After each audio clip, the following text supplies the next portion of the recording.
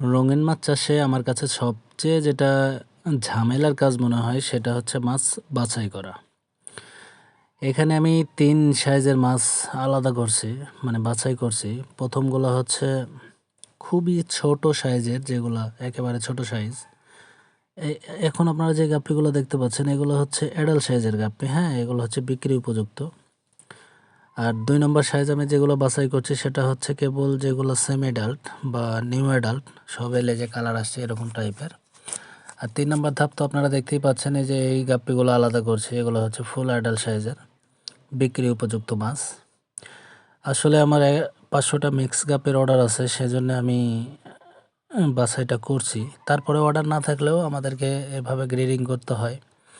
এখানে দেখেন কত পরিমাণে বাচ্চা আছে। এখানে গাপ্পি, মলি, প্লাটি, সটটেল সবগুলোই মিলাই আছে, তবে মিক্স গাপ্পির পরিমাণটা বেশি।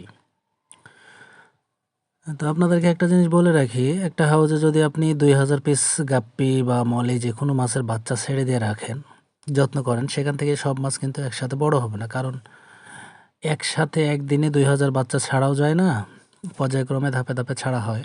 সেজন্য হচ্ছে সাইজটা কম বেশি হয়ে যায়। আবার একসাথে ছাড়লেও কিছু মাছ ছোট হয়ে থাকে, কিছু মাছ তাড়াতাড়ি বাড়ে। তো এগুলো হচ্ছে সেমি অ্যাডাল্ট সাইজের মাছ। আর